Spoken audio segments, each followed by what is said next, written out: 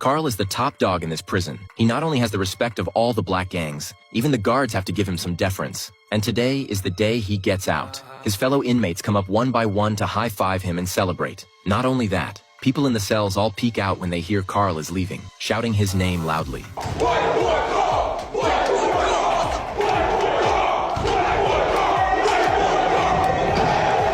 Opening the prison gates, signaling that Carl's path to greatness officially begins. A presidential car pulls up in front of the Gallagher house. Carl steps out. Looking at the familiar house before him, he feels a flood of emotions. He walks through the door. The first person to greet him is his older sister Fiona. She can hardly believe it. Her little brother is out so quickly. She thought it would take months. Although Carl says he got early release for good behavior, in reality, it was the boss Gettle working behind the scenes for him. Fiona watches Carl's changes, and the changes make her uneasy. Carl asks if he can bring a young friend to stay for a while. Instantly, Fiona becomes cautious. She assumes Carl is bringing a gang member, until Carl explains it is a kid his age. Only then does Fiona breathe a sigh of relief. That evening, the Gallagher family gathers together, throwing a welcome back party for Carl. They prepared a celebration cake and scrambled eggs symbolizing rebirth. But Carl isn't very interested. After blowing out the candles and eating a couple bites of eggs, he hears a knock on the door. The visitor is Nick, Carl's young friend. After a brief introduction to everyone, Carl says he wants to go visit some brothers on the street with Nick, and leaves without looking back.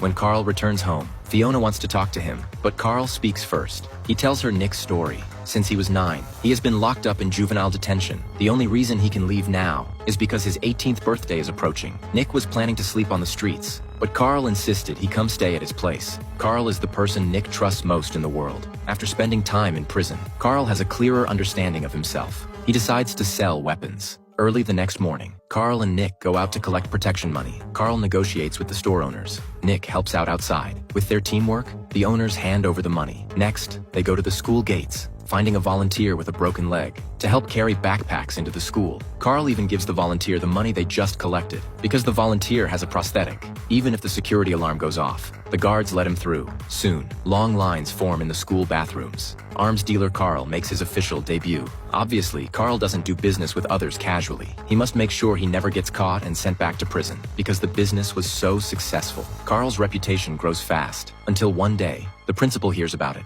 and quickly calls Carl to the office. Share stories about various weapons cases. At first, Carl thinks selling weapons has been exposed, and he will get expelled. But to his surprise, the principal is also here to buy weapons. When the principal makes his request, Carl doesn't agree immediately. Instead, he sets a condition.